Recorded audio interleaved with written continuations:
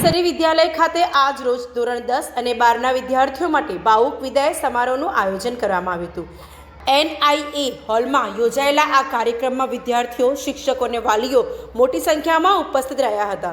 કાર્યક્રમમાં મુખ્ય મહેમાન તરીકે શ્રી સંઘાણી સાહેબ ઉપસ્થિત રહ્યા હતા, તેમજ વિદ્યાલયના ટ્રસ્ટી મોહનભાઈ નાયર, મંત્રી શ્રી સંજયભાઈ અને મધુબેન સોલંકી, નંદેસરી ગામના સરપંચ દિલીપસિંહ પરમાર ખાસ હાજર રહ્યા હતા। મહેમાનો દ્વારા વિદ્યાર્થીઓને શુભેચ્છા પાઠવી તેમને જીવનમાં મહેનત, સંસ્કાર અને સંકલ્પ સાથે આગળ વધવા પ્રેરણા આપવામાં આવી હતી। વિદ્યાર્થીઓએ પણ પોતાના શાળા જીવનની યાદોને વ્યક્ત કરી ભાવુક ક્ષણો સર્જી હતી। કાર્યક્રમને અંતે શિક્ષક મંડળ દ્વારા વિદ્યાર્થીઓને ભવિષ્ય માટે શુભકામનાઓ આપવામાં આવી અને ઉજ્જવળ કારકિર્દી માટે આશીર્વાદ આપવામાં આવ્યા।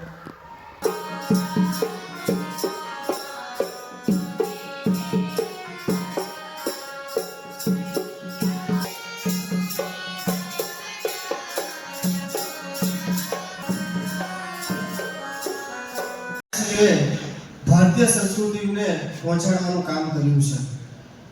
તેઓ શ્રીને ઇન્ટરનેશનલ કોન્ફરન્સમાં પ્રવચન આપવા માટે અમેરિકામાં આમંત્રણ પણ મળેલું છે। શાળાઓની અંદર અને શૈક્ષણિક સંસ્થાઓની અંદર 1500 થી વધુ પ્રવચનો સાહેબશ્રી દ્વારા કરવામાં આવે છે। માત્ર પરંપરા નથી, સાવધાની માત્ર પરંપરા નથી, પરંતુ સામેના વ્યક્તિના ગૌરવ પરિમાણ અને વ્યક્તિની ઊંઘનો સ્વીકાર છે।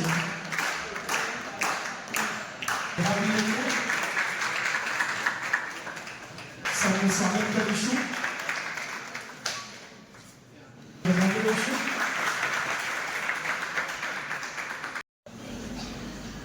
આમ તો આને વિદાય સમારંભ કહેવાય, હું નહીં માનતું વિદાય સમારંભ છે, એ ખોટું એવું છે વિદાય સમારંભ।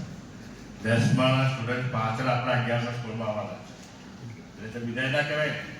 12મામાં તમે જાઓ વાંધો નહીં, પણ પછી સ્કૂલ યાદ કરજો કે અમે આ સ્કૂલમાં ભણતા હતા અને પછી સાથે મને વાત કરવાનો મોકો આપ્યો એના માટે આભાર। વિદ્યાર્થીઓ, આજે આપણે એવો પ્રયત્ન કરીશું કે તમને જરાય કંટાળો ના આવે અને વાત કંઈક એવી થાય કે જે તમને આખા જીવનમાં ખૂબ ઉપયોગી રહે।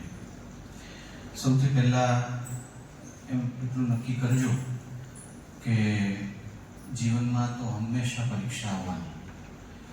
તમે 10મા ધોરણની પરીક્ષા પાસ કરશો, 12મા ધોરણની પરીક્ષા પાસ કરશો કે જીવનમાં તમે તેટલા મોટા વ્યક્તિ બનશો કે સામાન્ય વ્યક્તિ હશો, જીવનમાં હંમેશા પરીક્ષા આવશે। કોઈ પરીક્ષામાં તમને ખબર હશે કે હવે 23 માર્ચથી પરીક્ષા છે, અને જ્યારે મોટા થશો ત્યારે કોઈ પરીક્ષામાં ખબર નહીં હોય કે હવે પરીક્ષા આવશે।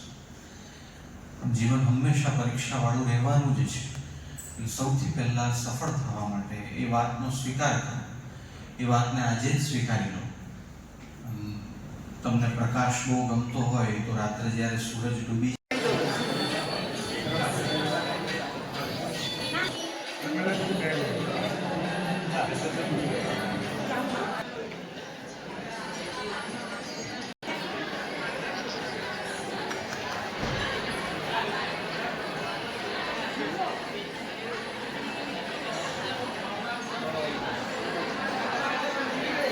આપણે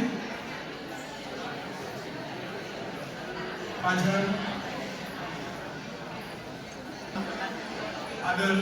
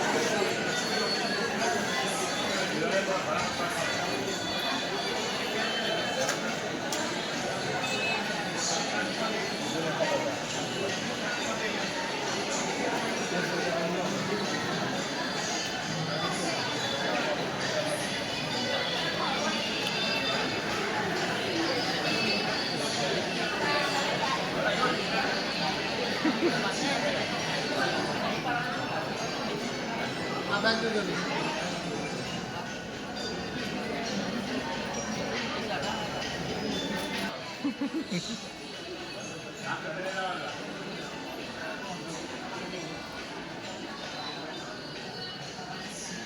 નીકળી જાઓ.